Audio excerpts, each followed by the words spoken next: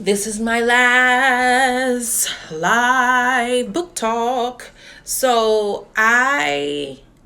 last book, my media center, my media specialist at Lone Leaf Middle School was just like, you gotta read this, Ryan, you gotta read this. I already read one of her books. It's called Poet X. I've already told y'all about Poet X. So the Poet X is what it's called. This one is called Fire on High. And I'll admit I love this book more than the first one.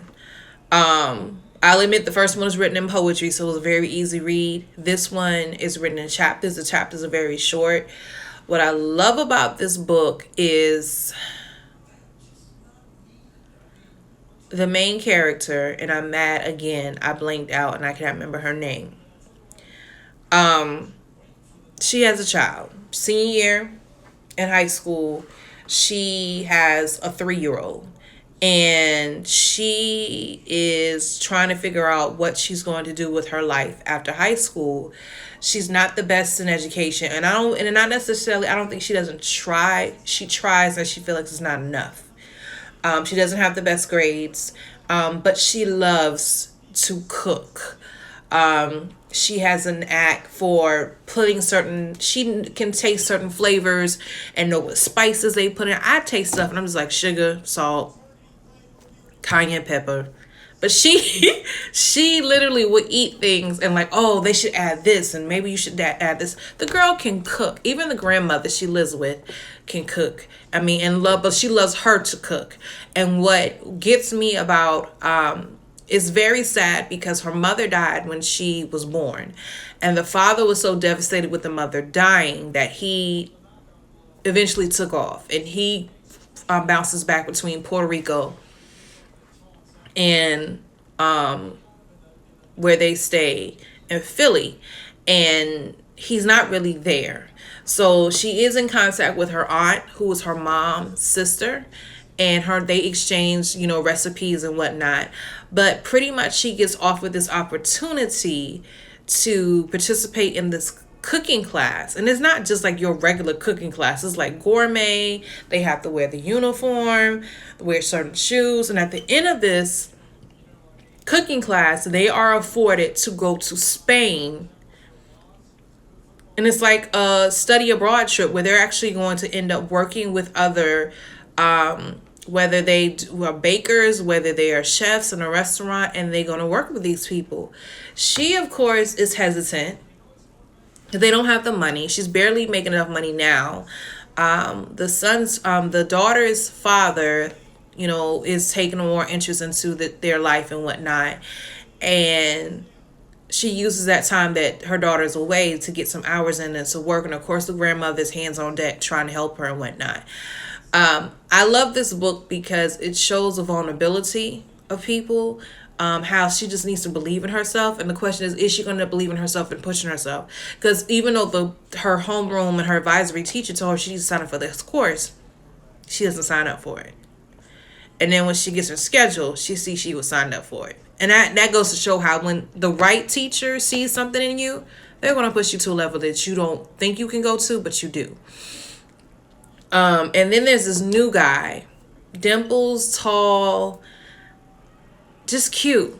And she really doesn't want to deal with him because she thinks she's focused. I got my daughter. I got to work. I don't have time for him. But he always finds himself in her face. But he's not pushy, though. It's like he's just trying to be her friend. But it's obvious that he likes her. And it tripped me out. There was one scene in the book where the daughter's father, I don't know why I can remember her name, but I can remember. The daughter's name was Imani because she called her M.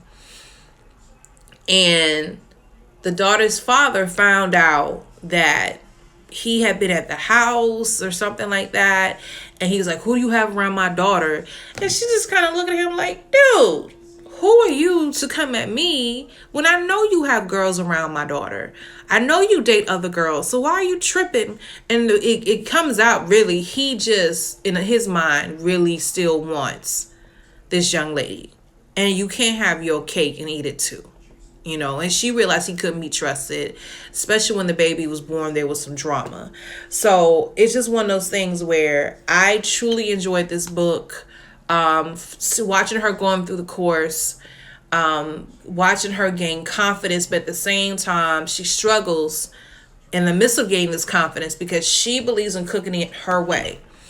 And the teacher is trying to teach her, it doesn't matter what your way is. You're working for someone else. You have to stick to the recipe. So at one point, she did quit the course. And it doesn't matter, are you going back or what? Like, I need you to get it together. But I love how innocent and genuine it was. I love the friendship she has with her best friend, who is awesome at making clothes. And it makes me realize when it comes to electives, not just on the high school level, but also middle school, we need to have electives that cater towards these kids' future ambitions and dreams.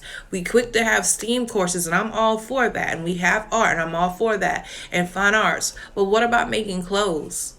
What about cooking? And we're not talking about cooking so you can learn how to cook.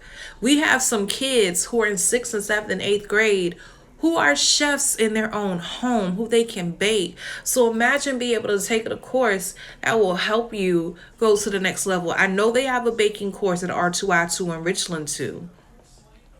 But I feel like we need more of those, and not just baking, but just food, period. And then when you leave, you can work for a restaurant if you want to, or you can take that and go to college. It's so many limits we put on our kids, and we need to open it up more and offer more for our kids. But I just really love this book. I really love this author, period. So I would strongly recommend that you, of course, you can do. A matter of fact, I'm gonna show you a copy of the book that I was talking about. Okay, so Poet X was her first debut, and I might be wrong, and this is the second one. And I strongly recommend that you read this. Happy reading.